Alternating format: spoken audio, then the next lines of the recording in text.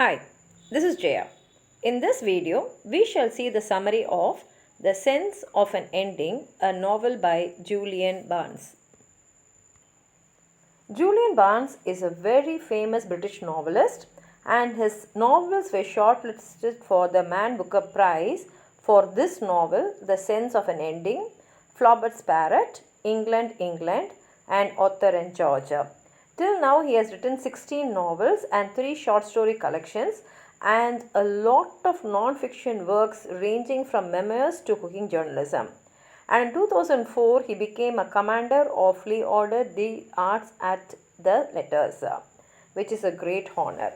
This novel was written in 2011 and the main themes are death, regret and reminiscence. The whole novel is narrated by a retired man called Tony Webster, and the book centers around his friendship with a young man named Adrian Finn when he was in school. And eventually, as they grow up, they went in their own ways. In fact, they got separated. This book was shortlisted for Man Booker Prize in 2011 and was also nominated for the Costa Book Awards the same year. This book was also adapted into a movie directed by Ritesh Batra, starring Michael Dockeray, Jim Broadbent, and Charlotte Rampling. Along the novel, we find that certain images are stuck with Tony throughout his life. They are all themed around water, including steam, drain, river, and a bathtub. The story actually begins with Tony's childhood, where he was studying in the British Preparatory School, and he begins by describing his group of friends, particularly a boy who has joined recently called Adrian Finn. Adrian is a very smart and clever boy, and actually he was very friendly with Professor Hunt, which made all the boys to become his friends because they thought if they become Adrian's friend, then they can take advantage of the professor.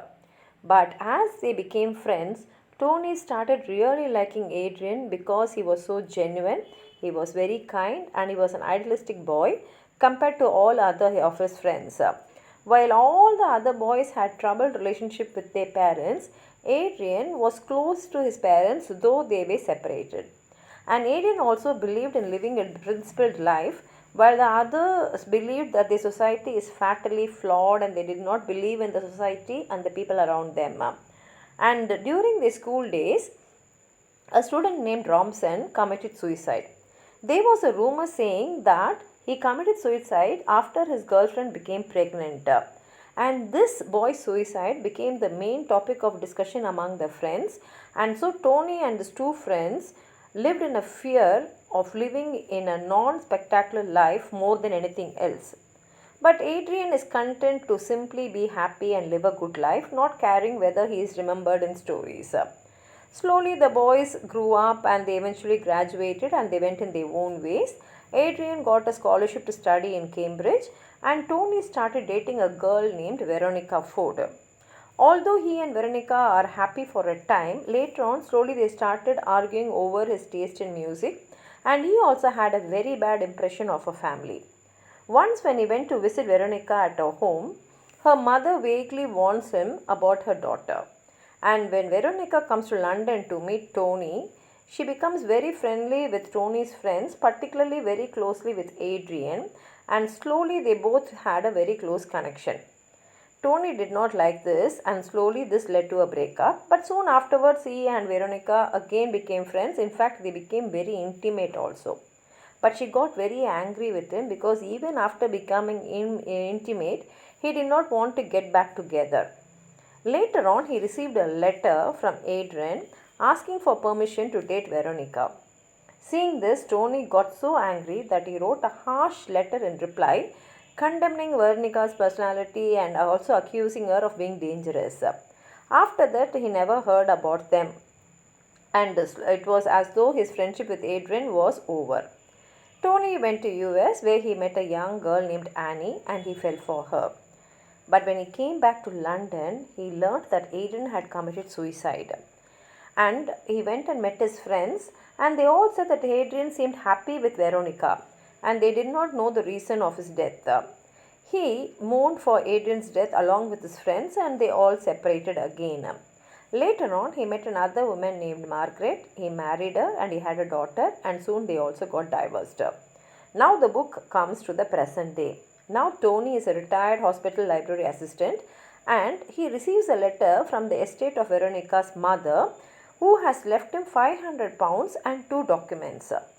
The first document is a letter explaining the money, and the second document says that Adrian's diary is left for Tony. But the diary is still with Veronica, so he emails to her asking her to send him the diary, and she responds with the words blood money. Later on, she sends him a page of the diary in which Adrian had been trying to turn relationships into mathematical formulas. So Tony and Veronica agree to meet so that she will be able to explain to him why she is not willing to give Adrian's diary to him. But the meeting was not a very good one, and Veronica gives Tony the letter he had sent to Adrian.